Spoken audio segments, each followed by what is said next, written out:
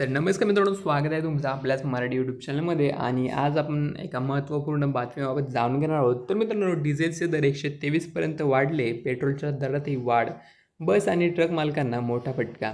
तर मित्रांनो, जाणून घेऊयात पेट्रोल डिझेलचे दर काय आहेत. तर मित्रांनो, दर दिवशी सकाळी 6 वाजता पेट्रोल डिझेलचे दर तेल कंपन्या जाहीर करत असतात.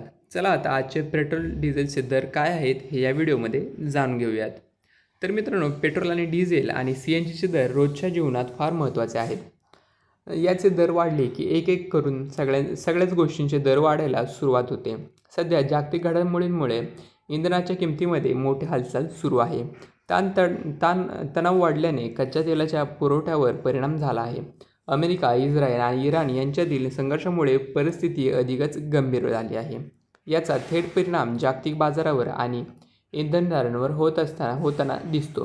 भारतामध्ये सध्या पुरवठा सुरळीत असला तरी कच्च्या तेलाच्या वाढलेल्या किमतींचा परिणाम पेट्रोल डिझेलच्या दरांवर होत आहे. खाजगी इंधन कंपनी शेल इंडियाने एप्रिलच्या सुरुवातीला दरवाढ केली होती. त्यानुसार पेट्रोलमध्ये सुमारे 7.4 रुपये प्रति लिटर आणि डिझेलमध्ये तब्बल 25 रुपये प्रति लिटर वाढ करण्यात आली. या वाढीनंतर काही पंपांवर पेट्रोलचा दर 119.85 रुपये प्रति लिटर तर डिझेल 123 रुपये प्रति लिटरपर्यंत पोहोचला आहे. प्रीमियम इंधनाचे दर याहूनही जास्त आहेत. याआधी नायरा एनर्जीनेही मार्च महिन्यात दरवाढ केली होती. पेट्रोलमध्ये 5 रुपये आणि डिझेलमध्ये 3 रुपये प्रति लिटर वाढ करण्यात आली होती. मध्यपूर्वेतील तणावामुळे हा निर्णय घेण्यात आला होता. तर मित्रांनो, दरम्यान आंतरराष्ट्रीय बाजारात कच्च्या तेलाच्या किमतीमध्ये चढउतार सुरू आहे.